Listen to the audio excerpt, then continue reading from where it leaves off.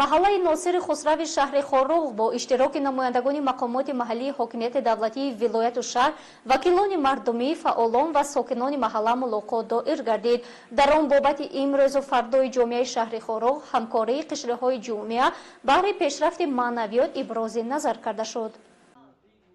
дар маҳаллаи Носири Хусрав мулоқот суҳбати вакилони мардумӣ ва намояндагони ҳукумати шаҳру вилоят бо сокинон ва фаъолони маҳалла доир гардид. Мулоқотро раиси маҳалла Мукаррабшо Ноёбшоев ҳусни ифтитоҳ бахшида қайд намуд ки дар ин даврони ҳассоси дунёи гузарон муҳимтарин вазоифи шаҳрвандии ҳар як фарди меҳандӯсти ватан ин ҳифзи фазои ваҳдаторои сарзамини аҷдодӣ мебошад.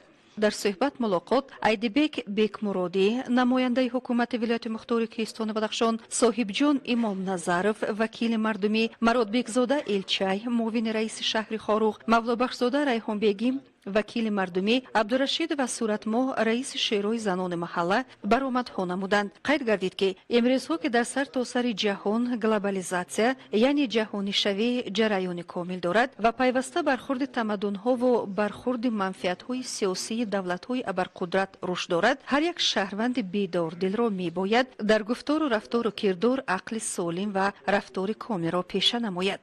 асосгузори сулҳу ваҳдати миллӣ, пешвои маъзами миллат Имом Али Раҳмон пайваста таъкид бар он менамояд ки дар ин қарни бисёр ҳам ҳассос мебояд ки ҳар як шаҳрванд зиракии сиёсиро аз даст надиҳад. зираку ҳушёр будан, аз бархурди тамаддунҳо бохабар гардидан имрӯзҳо тақозои давру замон мебошад. бояд ба хубӣ дарк намуд ки ҳар як рафтору кирдору гуфтор баҳри пешрафти ин ватан ва ҳифзи дастовардҳои он муҳимтарин вазоифи шаҳрвандӣ маҳсуб меёбад. мо бояд коре кунем ки ин ватани зебо ва рӯҳафзои худро барои ояндагон беолудагӣ бо фазои ваҳдату амну амон ба мерос гузорем, қайд гардид дар ин суҳбат мулоқот. ояндагони миллат, фарзандону набираҳо ҳар як рафтори имрӯзаи моро баҳогузорӣ намуда бар кори ҳақ аҳсан ва бар амали ғайриинсонӣ лаънат хоҳанд гуфт. аз ин рӯ ҳар тухме ки имрӯз мо дар ҷомеа мегузорем, самараи онро фарзандону ояндагони ин сарзамин хоҳанд чашид.